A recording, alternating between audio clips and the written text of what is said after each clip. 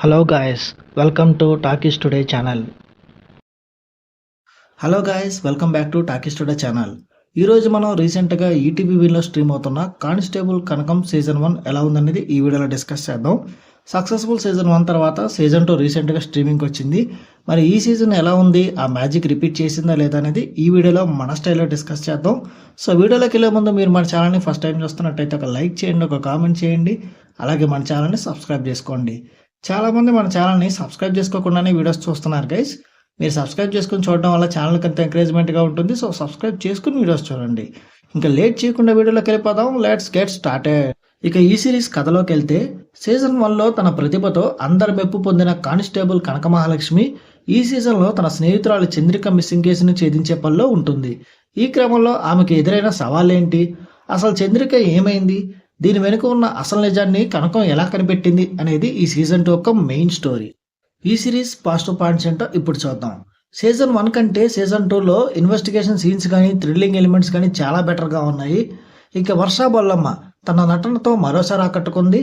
మేఘాలేఖ అట్లాగే సుచిత్ర ఆనందన్ వాళ్ళ పాత్రలకు పూర్తి న్యాయం చేశారు. ఈసారి థ్రిల్లింగ్ ఎలిమెంట్స్తో పాటు ఎమోషనల్ పార్ట్ కూడా చాలా బాగా పండించారు. చంద్రిక ఫ్లాష్ బ్యాక్ స్టోరీ ఈ సిరీస్కి మంచి బలనైతే తీసుకొచ్చింది. ఈ సిరీస్ మైనస్ పాయింట్స్ చూసుకున్నట్టయితే క్రైమ్ థ్రిల్లర్స్ రెగ్యులర్గా చూసే వాళ్ళకి ఈ కథ కొంచెం ప్రెడిక్టబుల్గా అనిపిస్తుంది. కొత్తదనం కూడా చాలా తక్కువ. ఇక ఈ సిరీస్ కేవలం 2 గంటల్లోనే ఎండ్ అయిపోతుంది. ఇది కొంచెం త్వరగా అయిపోయిందన్న ఫీలింగ్ అయితే వస్తుంది. ఇక శ్రీనివాస్ అవసరాల పాత్రకి ఈ సీజన్లో ప్రాధాన్యత చాలా తక్కువ ఇచ్చారు. ఈ సినిమా టెక్నికల్ డిపార్ట్మెంట్ చూసుకున్నట్టయితే ఈ సినిమాకి అందించిన సినిమాటోగ్రఫీ చాలా బాగుంది. నైట్ విజువల్స్ అని చాలా బాగా క్యాప్చర్ చేశారు.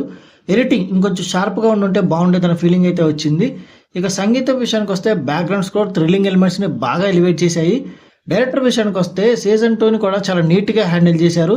సీజన్ 1కి ఎక్కడ తక్కువ కాకుండా చూశారు. ఇంకా ఓవరాల్గా చూసుకున్నట్టయితే ఈ కానిస్టేబుల్ కనకం సీజన్ 2 ఒక డీసెంట్ థ్రిల్లర్ అని చెప్పొచ్చు. సీజన్ 1 నచ్చిన వాళ్ళకి ఈ సీజన్ 2 కూడా ఖచ్చితంగా నచ్చుతుంది.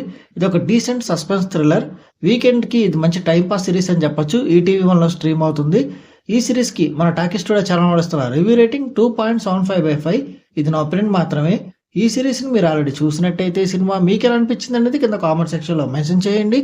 ఇంకెవరైనా మన ఛానల్ సబ్స్క్రైబ్ చేసుకోకపోతే ఇప్పుడే సబ్స్క్రైబ్ చేసుకోండి. వీలైతే పక్కన ఉన్న బెల్ బటన్ కూడా ప్రెస్ చేసి పెట్టుకోండి. ఇది వాళ్ళ వీడియో గాయస్. మళ్ళీ ఇంకొక మంచి వీడియోతో మేము ముందుకు వస్తాను. Thanks for watching. జై హింద్.